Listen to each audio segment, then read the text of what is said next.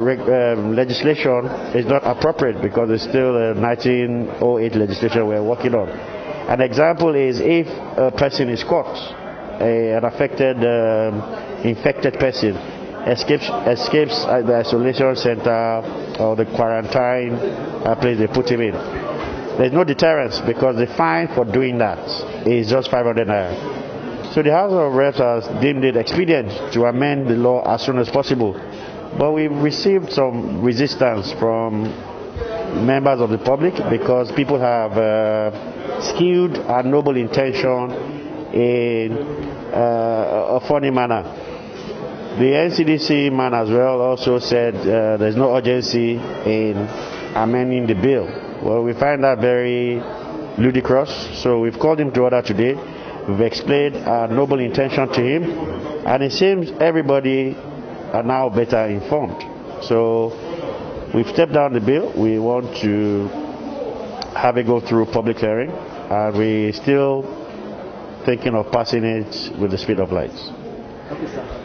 No, sir, on the gradual easing of the lockdown, many people have been criticizing government for allowing this gradual easing of the lockdown at this moment. Okay. And they are saying that if the palliative is effective enough, people can be asked to stay home for another couple of weeks. What's your take, sir? My take is twofold. One, if you lock people down, those people need to feed. And it becomes imperative on government to feed them and provide more security. That eats desperately into the budget of the federal government of Nigeria.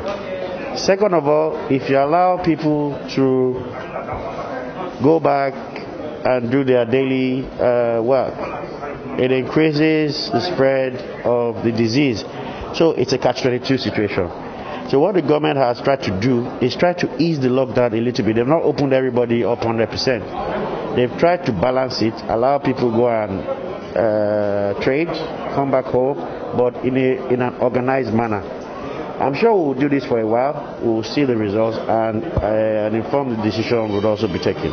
So what do you have to tell the Nigerians, especially the agreed Nigerians, concerning this non-having that policy from the government? Yeah, the palliative is still something we're going to play with. The House of Reps is determined to ensure that the cocktail of palliatives reaches every nook and cranny. We are going to strengthen the conditional cash transfer.